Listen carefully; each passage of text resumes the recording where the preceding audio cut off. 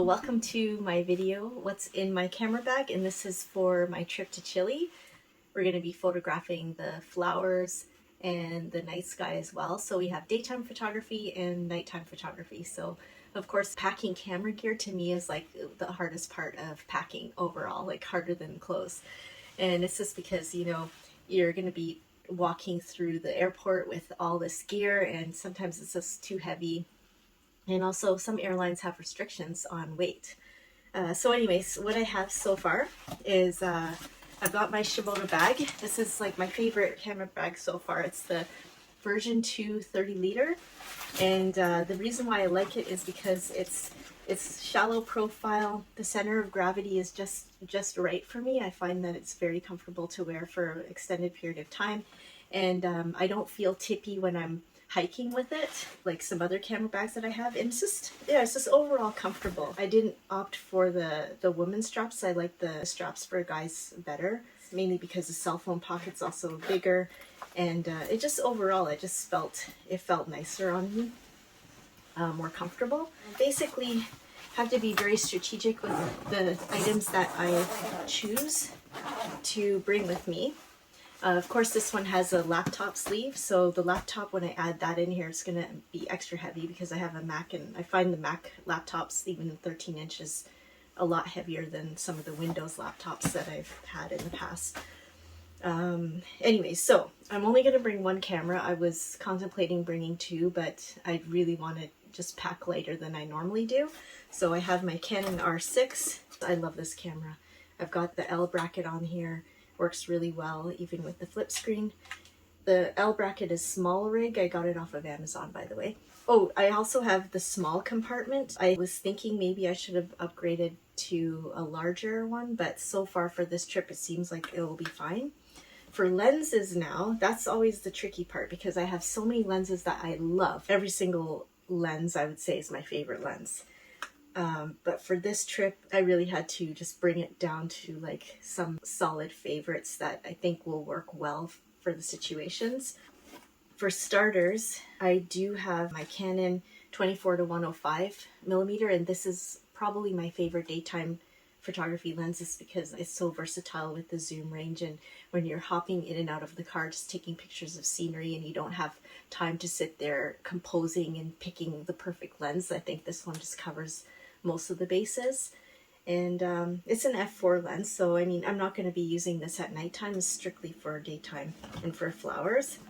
Definitely bringing my macro lens. This is a Canon 100 millimeter. This is the old one, the old f2.8. It doesn't have, it's not the L lens, but I think they've upgraded this lens since the time I bought this. But I mean, this does well for me.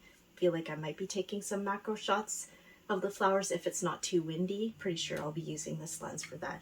And also I use this for astro, so at f2.8 and 100 millimeters, it's great for taking some deep sky shots of larger wide field areas. So I mean, it's not like wide field Milky Way stuff. It's more of just like, you know, larger structures, nebula, or even larger galaxies. This is a great lens for that, as long as you have a tracking mount. If you don't have a tracking mount, then the longest exposure you could probably take is like 4 seconds. Now, I bought a brand new lens, which I'm super excited about this one. It's the Sigma 28mm f1.4.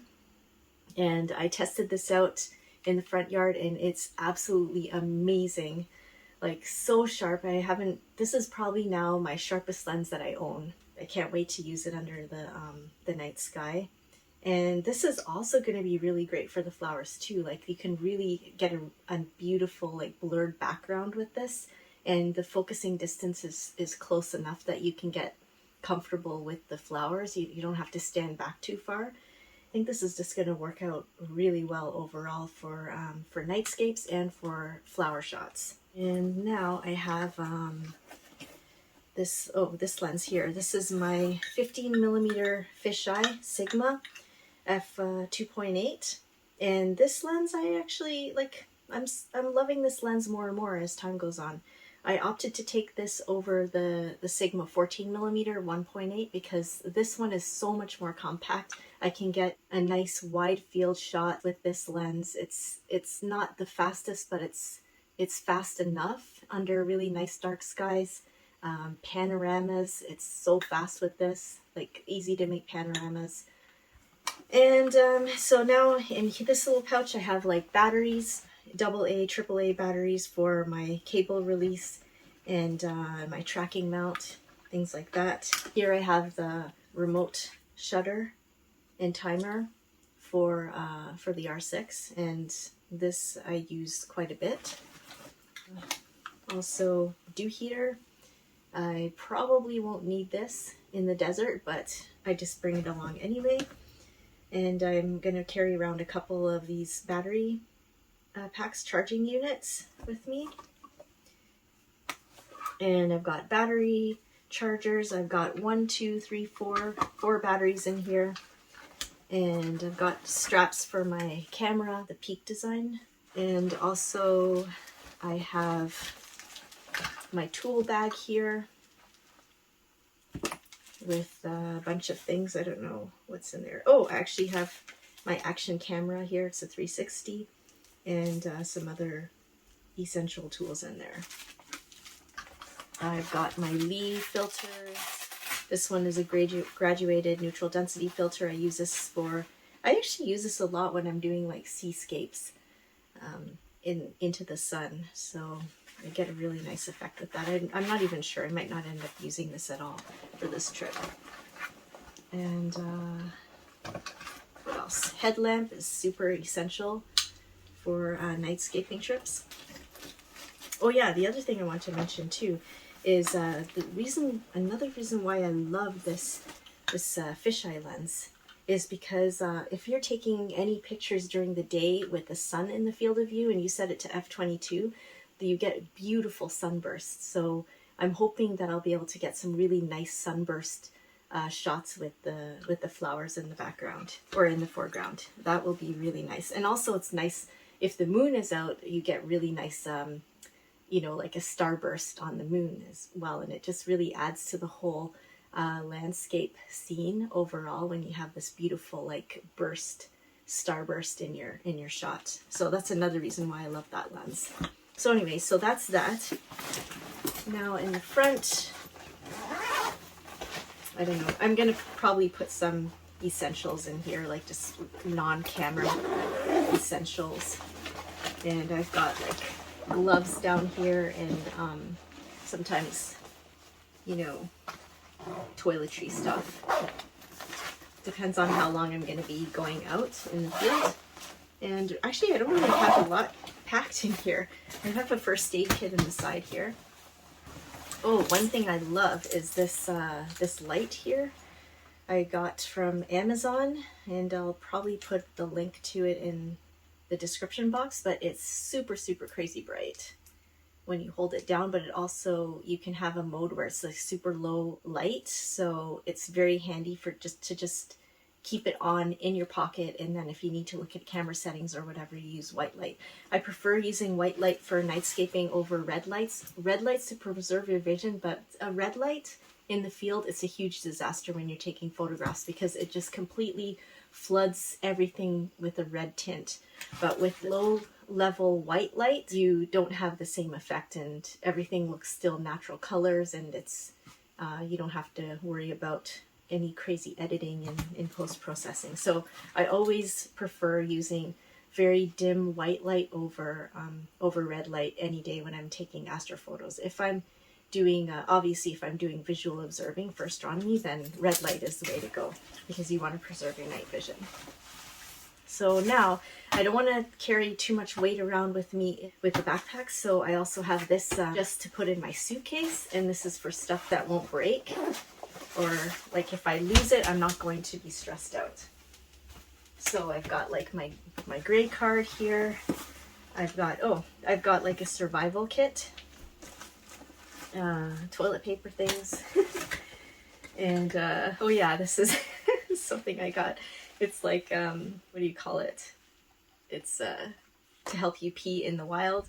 I guess I'll find out. I'll see how it works. I usually don't use it, but I just bought it and thought it might be handy. So in here I have my filters, and this has like my Optolong L Pro filter. I've got some filters from Kalari Vision, the hot mirror filter, and also a light pollution filter from them. And then these are my great essentials for nightscape photography. This is the Lee soft filters. I don't even think they make these anymore. It's so sad. But what it does is it really helps with diffusing the brighter stars, so you get really nice fluffy bright stars in the image. So they have it's like 5 different filters in here depending on the focal length of your lens, and I love it. I use it. Polarizer, which is on one of my other lenses, and I have a 10-stop neutral density filter for if I want to take really long exposure shots during the day. So that's that. And I've got also this little unit here to plug into the car. This has a cigarette lighter with a regular plug and 2 USB chargers. That's definitely essential on road trips.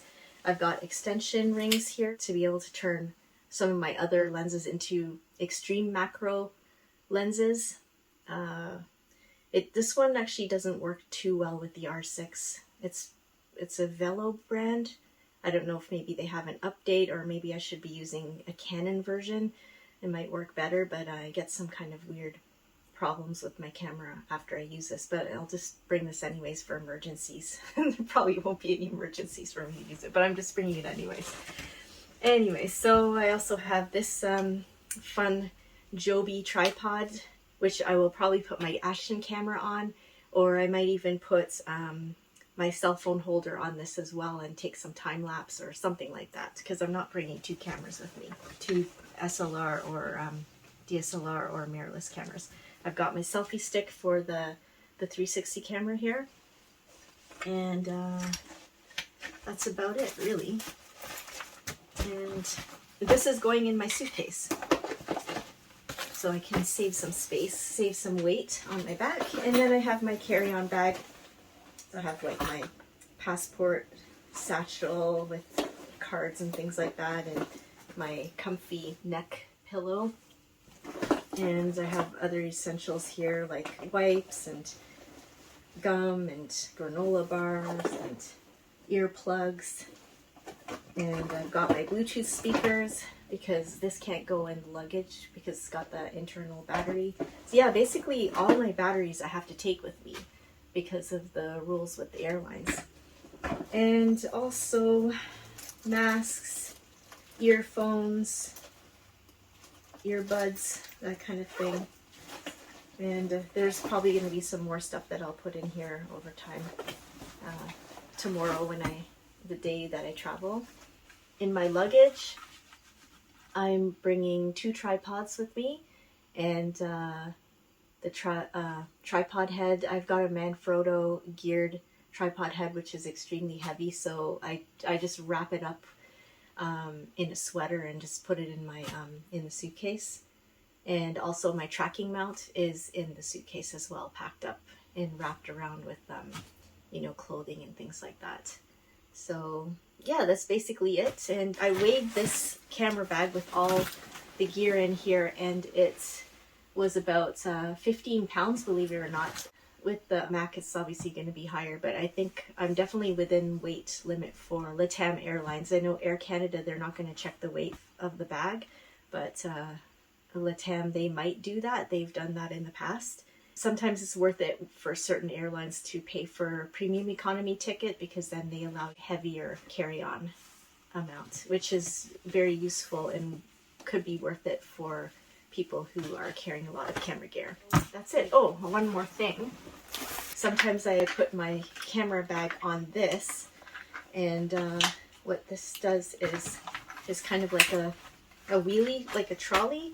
I just strap the camera bag in here and I wheel it around the airport. So at least it saves me from carrying the heavy weight. But for this trip, I'm not sure if I'm going to bring it, because so far I feel like my camera bag is more handleable than previous times I've traveled. And in part due to the actual bag design itself, I find that it's very easy to carry around. It doesn't feel overbearing on my back. And this sometimes can be a little bit cumbersome to use when you're trying to put your camera bag up into the top compartment in the airplane. Also, it's a pain when you're going through security as well. So, but it's definitely useful if you have a really heavy camera bag to buy one of those. And I think that's it. So I guess I'll just update as time goes on. Maybe I'll take some pictures and add some video at the end of this.